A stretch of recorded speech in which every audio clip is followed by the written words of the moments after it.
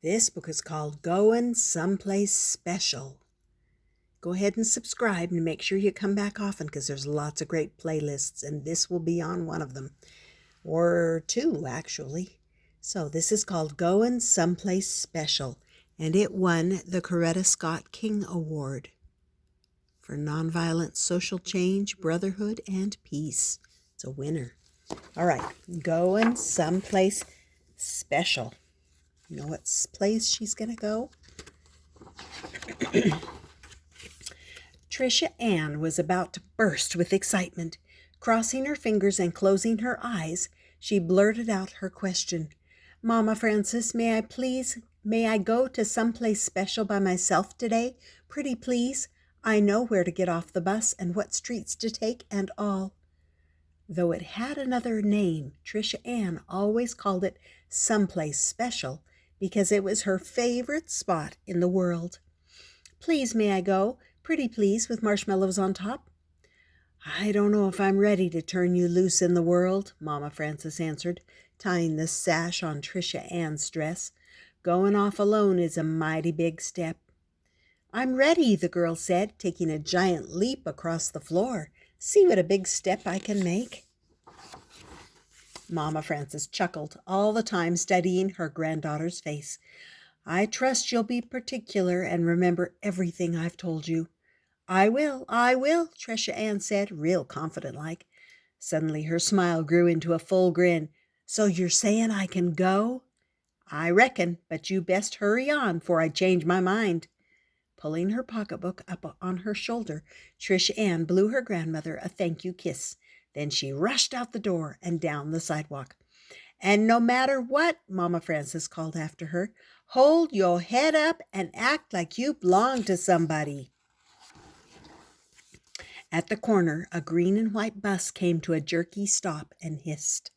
When the doors folded back, Tricia Ann bounded up the steps and dropped in the fare, same as when Mama Frances was with her.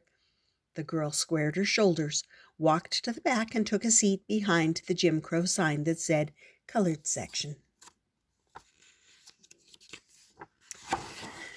Tricia Ann had seen such signs all her life. She recalled the first time she and Mama Frances had taken this bus ride, and her grandmother had told her, those signs can tell us where to sit, but they can't tell us what to think. I'm going to think about someplace special, Tricia Ann said to herself, and turned to look out the window. Stop by stop, the bus began to fill. At the farmer's market, people crowded on, carrying bags of fruit and vegetables. Mrs. Grinnell, Mama Frances's friend from sewing club, climbed on board. As she inched toward the back, Tricia Ann noticed that there were no seats left behind the Jim Crow sign. So she stood up and gave Mrs. Grinnell hers. It's not fair, she said, glaring at the empty seats up front. No, but that's the way it is, honey, said Mrs. Grinnell. I don't understand why, she began.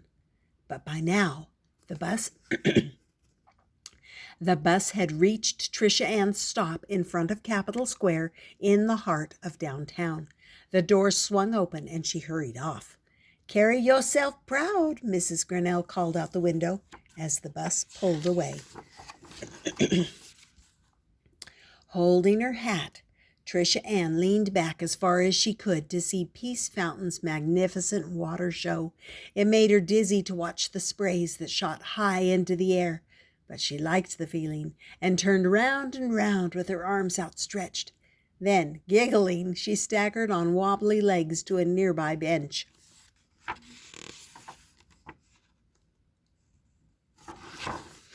Instantly, Tricia Ann leaped to her feet. On the bench was a sign that read, For Whites Only. Her face fell, and she wished for Mama Frances's strong hand to hold her. Silly signs, she muttered as she strutted away on sober legs. At the edge of the square, she greeted Jimmy Lee, a street vendor. What's got your face all clouded up like a stormy day? He asked, handing Tricia Ann a free pretzel. Jim Crow makes me so mad, she said. My grandfather was a stonemason on Peace Fountain. Why can't I sit down and enjoy it? Jimmy Lee pointed to a sign in Monroe's restaurant window. He said, "My brother cooks all the food they serve, but do you think we can sit in one of their booths and have a BLT and a cup of coffee together?" Then with a chuckle, he whispered, "Not that I'd want to eat anything Jesse cooks. That man can't even now scald water." The light changed, and Tricia Ann carefully started across the street. "Don't let those signs steal your happiness," Jimmy Lee called after her. Tricia Ann pulled her shoulders back and fixed her thoughts on being inside that warm and welcoming place where there were no signs.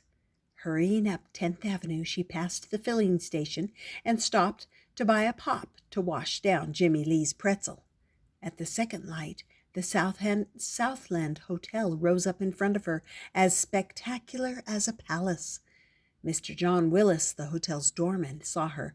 "I believe an angel done slipped away from heaven," he said, smiling.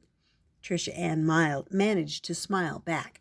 Mr. John Willis always said the nicest things. "No, sir, it's just me."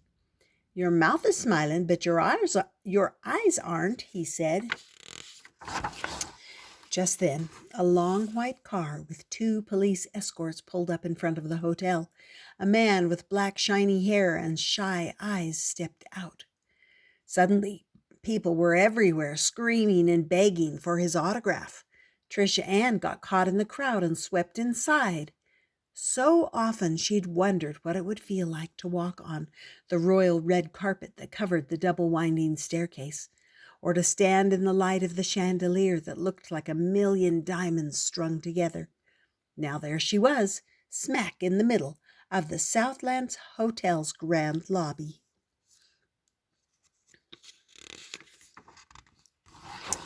Somebody pointed at her. "What is she doing in here?" It seemed as if the whole world had stopped talking, stopped moving, and was staring at her. The manager pushed her way to the front of the crowd. "What makes you think you can come in?" The manager pushed his way to the front of the crowd. "What makes you think you can come inside? No colored people are allowed." And he shooed the girl away with his arms. Tricia Ann backed out, shaking her head. I didn't mean," she said, trying hard not to cry.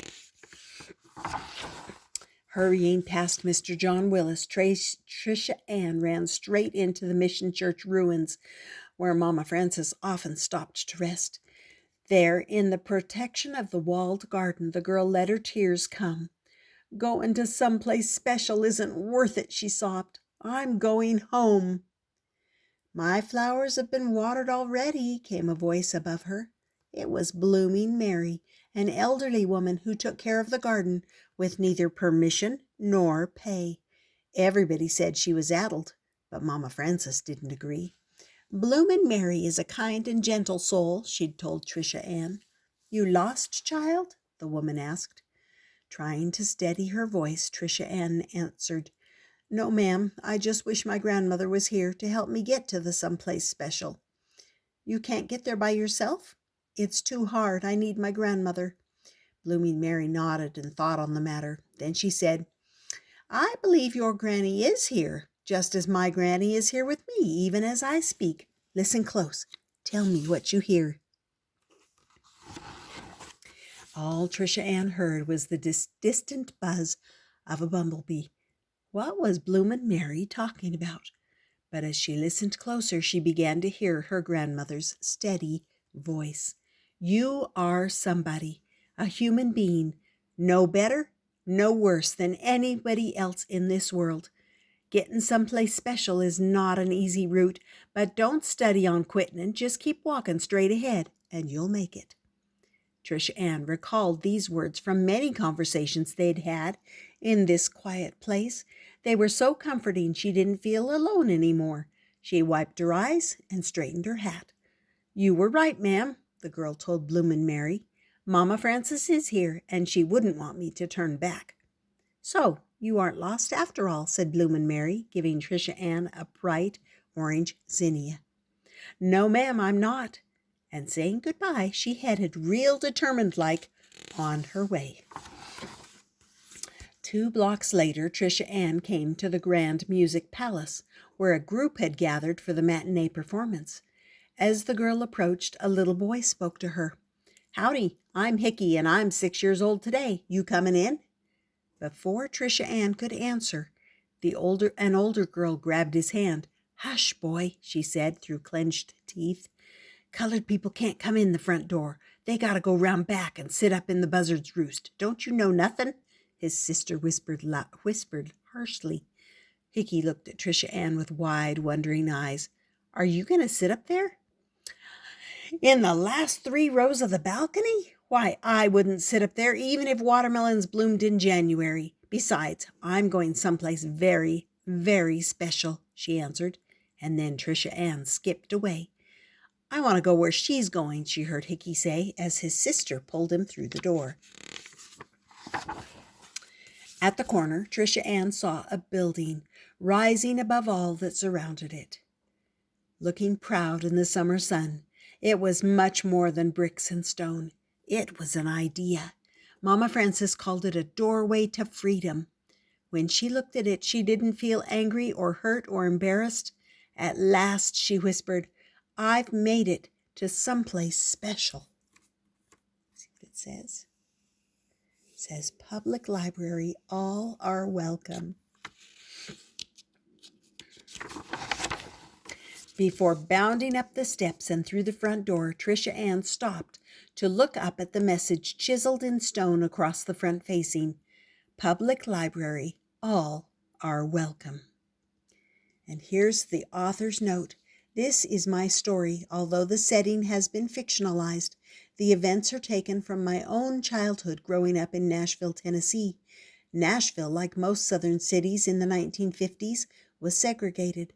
The doors of hotels, restaurants, churches, and amusement parks were posted with Jim Crow segregation signs that barred African Americans, who also had to endure the further dignities of riding in the backs of buses, attending separate schools, sitting in the last rows of the balcony, and drinking from separate water fountains.